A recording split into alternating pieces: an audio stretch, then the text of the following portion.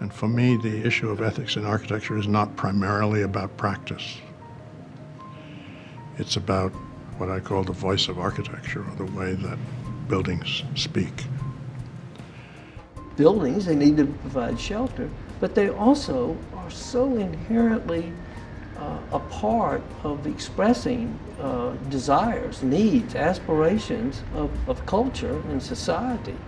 And we establish ourselves as a discipline to actually take on that responsibility. People, I think, get confused about the ethics of practicing a profession and the ethical dimension of architecture. Ethical issues related to practice are more usefully defined today. I've come to believe what I call the tension points in an architect's career. The architect, like every other professional, has to worry about sufficient income to support him and his family. The second tension is the sometimes conflicting requirements and demands of a client. The third is the sometimes precedent requirement of serving the public.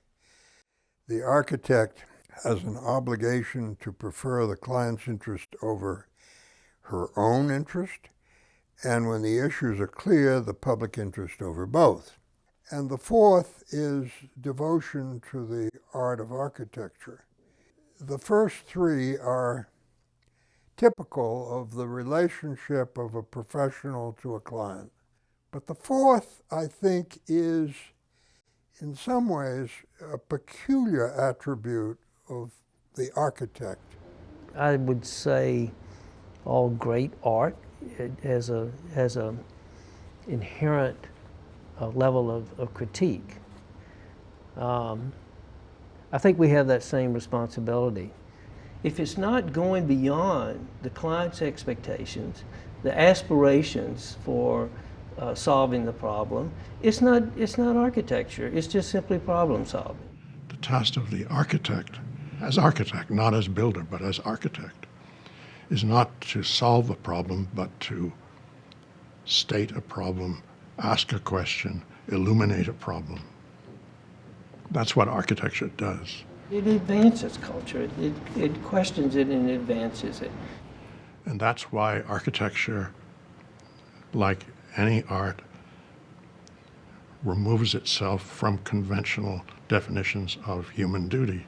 I think it's still pretty easy to argue that architecture is like one of the slowest disciplines ever known to man. St. Augustine, in his writings, referred to love as a forward movement of the mind.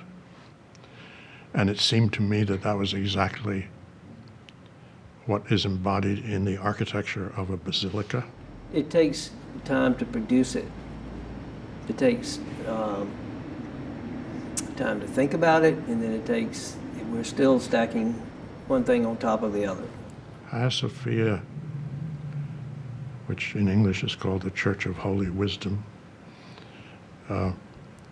is a hybrid to put a dome on top of a basilican plan. It's an amazing feat of engineering. Almost necessarily, architecture will always be slower than much of the other of the world, the things that happen in the world. That's a tremendous asset, because in that slowness, it means you have to think. It transcends that feat of engineering to become a sublime work of architecture. And what makes it sublime is the way in which two completely opposite ideas about human duty are put together by architecture into a discourse, which only architecture can make. The slowness brings with it the suspension of judgment, a degree of conscious, willful thoughtfulness about where are we going, where have we been. It's actually one of the things that makes it still so aware of the humane aspects of life. because it is slow.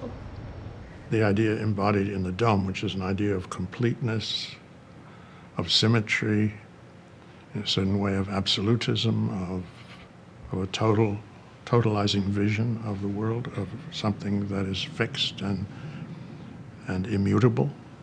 And that is superimposed on an absolutely opposite vision, which is a vision of aspiration, of incompleteness, of process rather than stasis, of movement. It's one of our moral imperatives, is to slow things down a bit.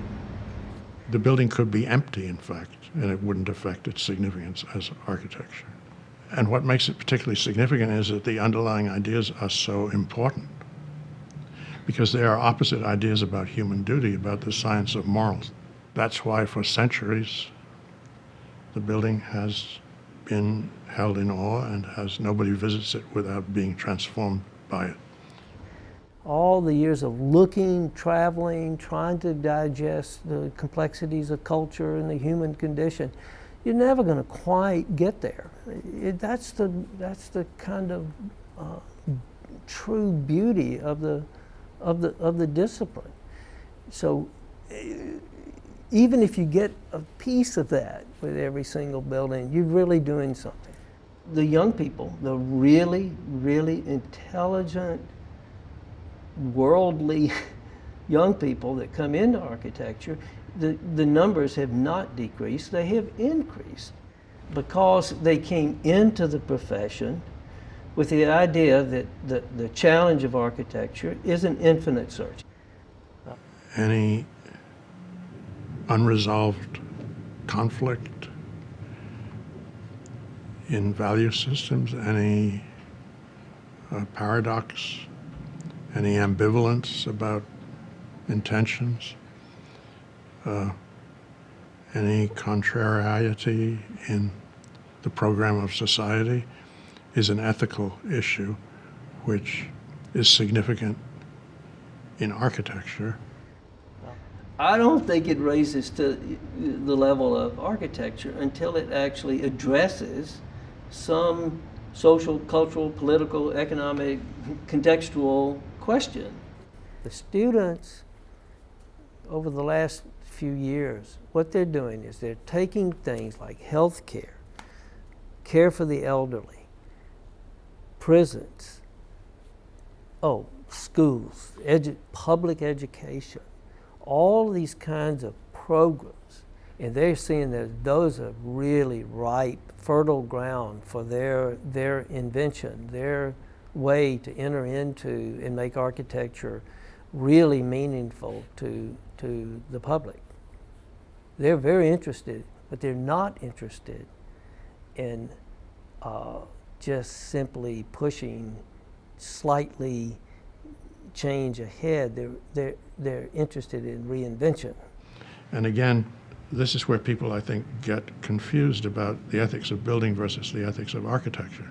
I don't think you can look at an aesthetic act and judge it on whether it's helping solve the problem of global warming or the problem of poverty in our cities or the problem of race relations or whatever. You can't look at an aesthetic act that way. The way in which something looks is extremely important, again, to culture and society.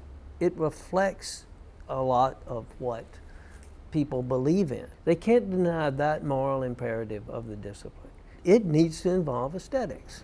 Architecture, of all the arts, is the one most contaminated with all the issues that preoccupy society. When architecture succeeds in illuminating a problem, it actually is more powerful in some respects than any other art. That's why architecture is deemed indispensable. It has nothing to do with building. It's not because we build that architecture is valued. It's because the buildings we build embody ideas. We spend so much of our time in buildings. We spend so much of our resources on making buildings. Our responsibility as architects is to turn those buildings into architecture.